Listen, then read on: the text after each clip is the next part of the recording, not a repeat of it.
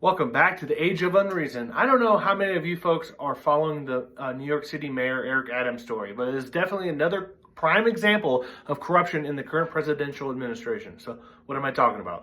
Democratic Mayor Eric Adams, 64, Brooklyn, New York, was charged with one count of conspiracy to receive campaign contributions from foreign nationals, commit wire fraud and bribery, which carries a maximum sentence of 5 years in prison. One count of wire fraud, which carries a maximum sentence of 20 years in prison. 2 counts of solicited campaign contributions from foreign nationals, which each carry a maximum sentence of 5 years in prison. And 1 count of soliciting and accepting a bribe, which carries a maximum sentence of 10 years in prison. Basically, Mayor Adams accepted gifts and campaign contributions from foreign nationals, paid through U.S. citizens to bypass federal laws about campaign contributions, campaign finance. This was made worse when you keep in mind that New York City has a program that will match small dollar donors, giving the working class a bigger voice, so they can be heard. As in our current political system, it really only takes one billionaire to drown out the voice of the people. You can thank the Supreme Court for that, as they have multiple times decided that money is bigger than the voice. Some of these matches got up as high as $2,000 per. The Adams campaign was instructed to hide the fact that these were illegal campaign finance payments. So they did the paperwork and they got that illegal money matched by the New York City. Each one of these illegal payments were matched, defrauding the state of New York City of a reported $10 million. Mayor Adams had a particularly strong relationship with the Turkish government officials.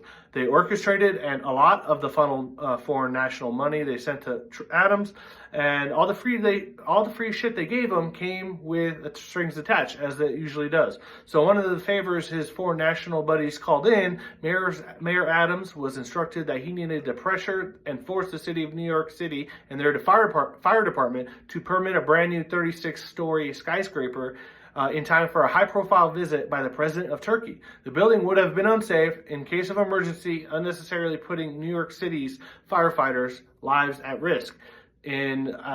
On September 26, 2024, at the announcement of these grand jury charges by the FBI, then FBI Assistant Director James E. Dennehy said, "Today's indictment serves as a sobering moment, but also a powerful message to every elected official in this country. Public service is a profound responsibility and should be a noble calling. When it's perverted by greed and dishonesty, it robs us of trust.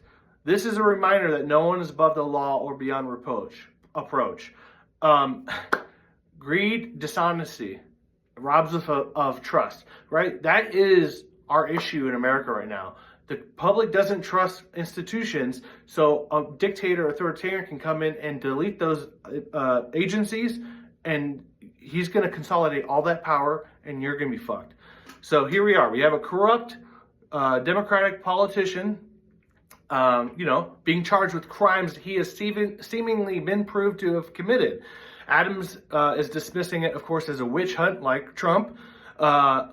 Adams has insisted that he's unfairly targeted for political reasons. The president, who has famously been talking about how corrupt this place is when speaking about our country, my country, he surely must be glad to see some corruption prosecuted, right?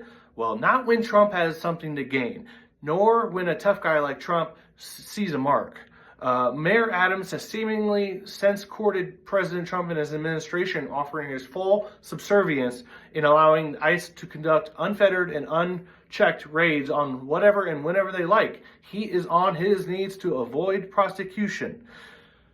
Maybe you have seen the related news of 7 federal prosecutors that resigned after acting Deputy Attorney Emil Bove of the Justice Department directed them to drop these corruption charges, bribery and conspiracy. On February 13th, the interim attorney in Manhattan, Danielle Sassoon, and 5 other Justice Department prosecutors opted to resign instead of dropping the case against Adam, as they agreed with the purported basis for dropping the charges.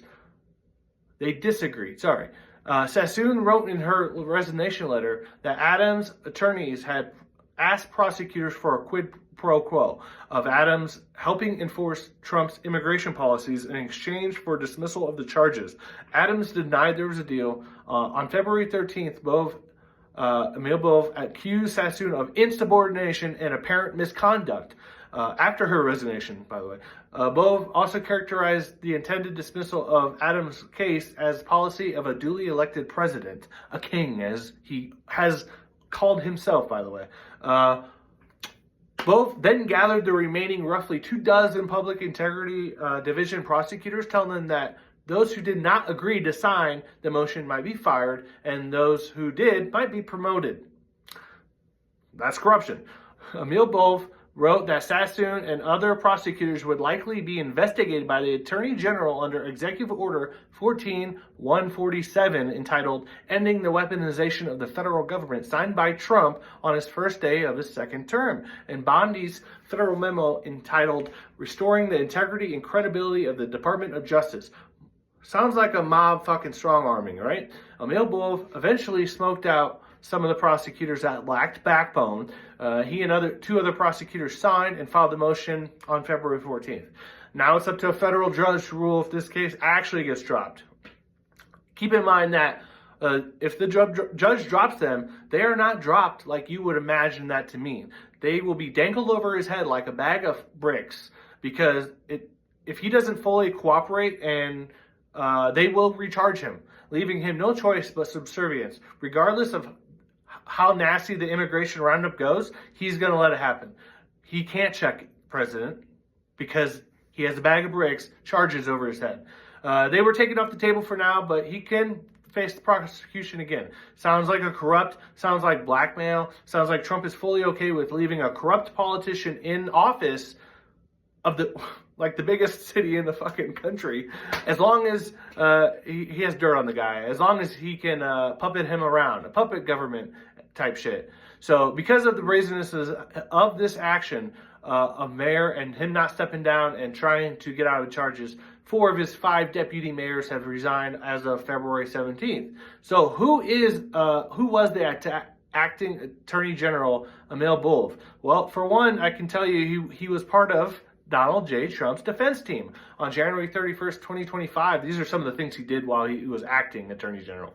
On the 31st of January, as part of an ongoing purge of civil servants, the second Trump administration, Emil Bove ordered the FBI to fire 8 senior executives and compile a list of other employees involved in the investigation stemming from the January 6th United States Capitol attack, the terrorist attack by white supremacists, more or less. The reaction within the FBI to Bove's order was insanely negative, as you can say. You can't say this is a witch hunt and then go on a witch hunt. On February 5th, 2025, Bove distributed a memo to the FBI workforce accusing the Bureau of Leadership of insubordination for refusing to identify the Washington, D.C. based agents who have overseen the January 6th investigation. When leadership declined to identify what Bove called the core team, he expanded his directive to include all agents and employees who had participated in January 6th related matters. This broader mandate prompted significant opposition within the FBI, resulting in non-compliance discussions and legal challenges from both individual agents and the FBI Agents Association, the union. His initiative to identify the alleged wrongdoers is called the Weaponization Working Group. In response, the FBI filed 2 lawsuits on February 4th seeking to block the collection and potential dissemination of the investigators' names, right? This is like a mob hit. They're coming to get these people. How dare they do their job and charge people that broke the law? This is all about loyalty. Trump wants you to know that he can have a little militia show up and fuck you up. And he's just going to let them off. I mean, Jesus Christ, how many examples have we seen of this? So anyways, Trump added Bove to his defense team also in September of 2023. Bove and Blanche represented Trump in his election obstruction case, classified documents case, and falsification of business records case. He has cases left and right. So you can see why he sees something in himself of Mayor Adams. He sees a corrupt asshole. He's a corrupt asshole. That's what he likes. So Emil Bove was the acting U.S. Attorney General, who ended up being appointed by President Trump. Well, that would be new U.S. Attorney General Pam Bondi. Who is Pam Bondi? Well, she was sworn in on the 5th, the day after the Senate voted 54-46 to confirm the pick for Attorney General. Pam Bondi, well, for one, she has a history supporting and bending the knee to Donald J. Trump. I guess it makes sense. A lot of Trump's cabinet have have a broken corruption moral compass. It's part of the job description to work for Trump now. Being blindly loyal to old Donnie, he values loyalty over qualifications or really anything else. In 2010, Pam Bondi ran for Attorney General in Florida. She started appearing on Fox News propaganda network. She was friends with Sean Hannity, which seemingly helped her in her poll numbers. She won that race. She was also reelected in 2014. By now, she was really finding herself. On February 5th, 2025, Supreme Court Justice Clarence Thomas swore Bondi into office as the 87th Attorney General. On Bondi's first day in office, she issued orders that directed a select group of weaponization of the federal government to investigate former special counsel Jack Smith, who was bringing charges against Trump. He had to let go of him when Trump became president because we elected a felon. Required the Justice Department to prioritize assisting with President Trump's plan for mass deportations, prohibited the Department of Justice lawyers from refusing to involve themselves in action they considered to be unethical. So now Trump gets to make up what laws are, and if people literally say they're unethical and they want to avoid, that's not allowed. Reevaluated consent decrees and settlements with the U.S. Justice Department to ensure prevention of race or sex-based preferences, diversity hiring targets, and preferential treatment based on DEI or DEIA-related content.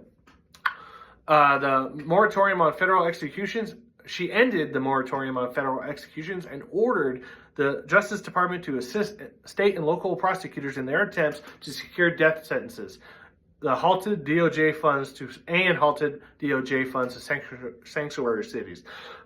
So one of her first thing was like, please, let's get back to the killing, the party of life, right back to let's kill these people.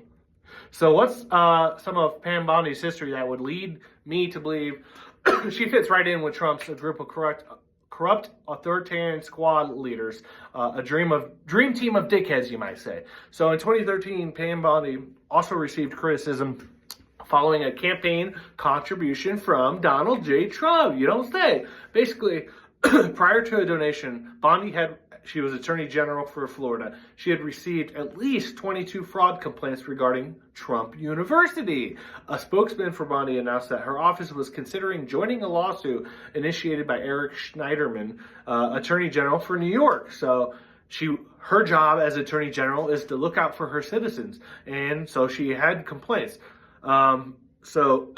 Regarding the charges of corruption for the Trump University was regarding potential tax fraud charges against Trump. 4 days later, and Justice for All, a political action committee established by Bondi to support her re-election, received $25,000 donation for the Donald J. Trump Foundation. Bondi subsequently declined to join the lawsuit against Trump University in 2016. Bondi gave a speech at the Republican National Convention where she led a lock her up chants directed at Democratic nominee Hillary Clinton.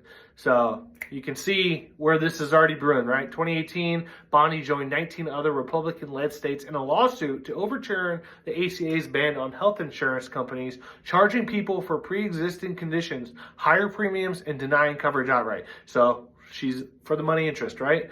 In August 2018, while serving as Florida Attorney General, Bondi hosted The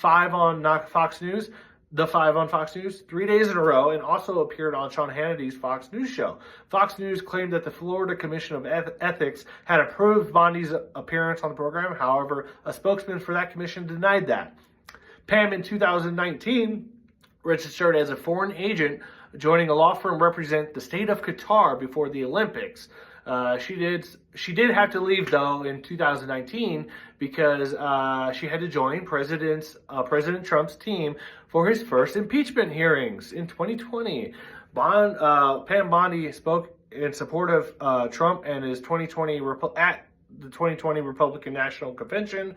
Bondi became a vocal supporter of Trump's effort to overturn the 2020 defeat. While ballots were still being counted in the 2020 United States presidential election, Bondi supported Trump's claims that there were large-scale voter fraud in Georgia, Pennsylvania, and Wisconsin. Keep in mind, there were 62 Trump cases where judges, including judges appointed by President Trump and other Republicans, looked at the evidence, and in many cases they said there is not any fraud. In an appearance on Fox News on November 5th, 2020, with Steve Doocy challenged Bondi to provide evidence for her claims of fraud, trying to get Trump to win the election, which she refused to do. Bondi later claimed that Trump had won Pennsylvania despite votes they're still being counted, and his opponent Joe Biden ultimately winning the state.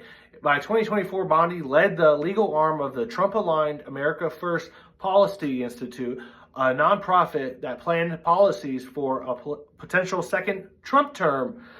She worked to file voting lawsuits in battleground states relating to the 2024 presidential election. Voter suppression. She was working on voter suppression leading up to the election, this last one. Bondi also, just for funsies, was a lobbyist for the GEO Group, a private prison company, that's a government contractor for immigration detention facilities. The company has received criticism for safety issues, health care, and management practices. So what am I saying? All these people were brought into his administration just because they were loyal, and they have no problem doing whatever Trump says. It doesn't matter if it's illegal. And now with all the other things Trump is doing, anything that Trump says is legal is legal. He has immunity from the Supreme Court. So how hard is it at that point just to rip up that Constitution and become a king? I don't know. Welcome to the Age of Unreason.